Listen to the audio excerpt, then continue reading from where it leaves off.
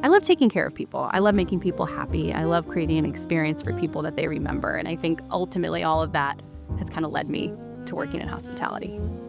Just kind of knowing where your food comes from. It just has always instilled something into me. It's always meant something. And to be able to do that here and show all of that off and show all the hard work off is really meaningful.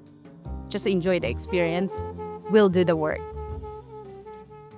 I grew up here in St. Louis, loved it, but decided that, it was time for me to kind of branch out and kind of see what else was out there. I always loved cooking, loved kind of being in the kitchen and kind of creating things. So I moved out to San Francisco, go to culinary school, met Daniel Hum, who was the chef at a place called Campton Place.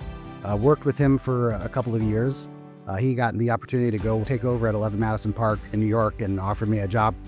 After working in the city there for 4 years, I moved up to Blue Hill at Stone Barns to be the chef there, which was probably one of the highlights of my career.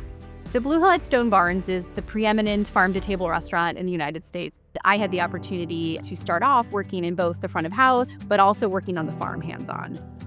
That was a game-changing experience for me. It led me to discover my passion for hospitality, for sustainable agriculture, and more importantly, it also introduced me to my life partner and business partner, Michael.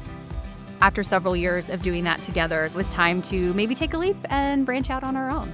We took a trip to St. Louis just to sort of feel it out, and I really fell in love with it. I think it excited me to come back to St. Louis to open Vicia because it's such an incredible community, and there's so many great things around us, from farms to artisans. To be able to kind of come home and bring, I feel like, what I went out to get this knowledge, and to be able to then share it with people that I grew up with in a neighborhood, help it, push forward in a food community that I think is also already very special.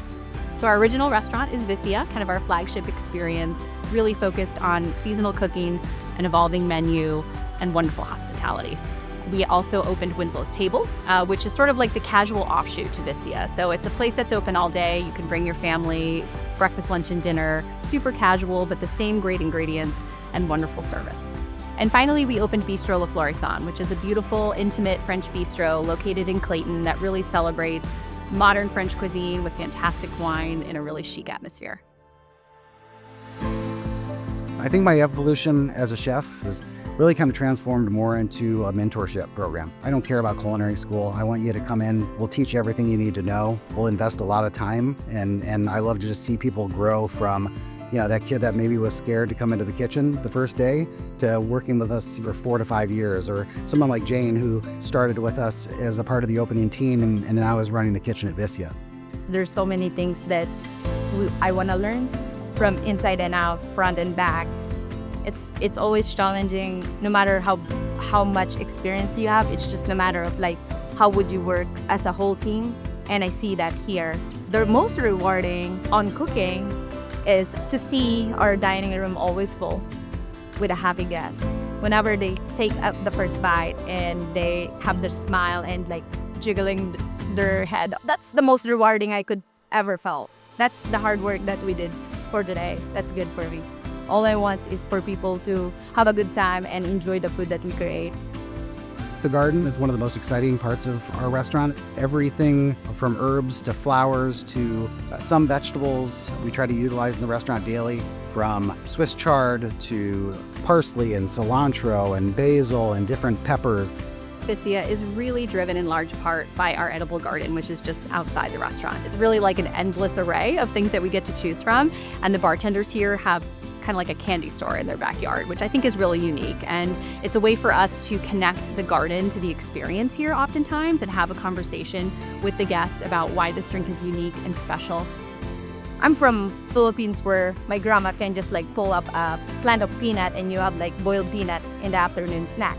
It's the same thing. Respect the product. The farmers brought it in. We clean it. We appreciate it, and we cook it and then present it. I know it's just a vegetable sometimes, but at the same time, it takes time and thought to produce that in a plate. So when we moved to St. Louis and were deciding whether or not we wanted to open a restaurant, we did a lot of research. We visited a lot of neighborhoods, saw different spaces, and sort of by accident, we found Cortex. The kind of connection to the circle around Cortex between the universities, and the hospitals, it really just brings in such interesting people. The startups in this community, we're constantly seeing dinners happen where there's people talking about major things that they're developing, and to be in the middle of all of that has been really exciting. The St. Louis community has embraced our restaurants a lot, which is very special, very meaningful, because we couldn't be here without them. It's a small but big community with a big heart, and there's always food. And I love food, so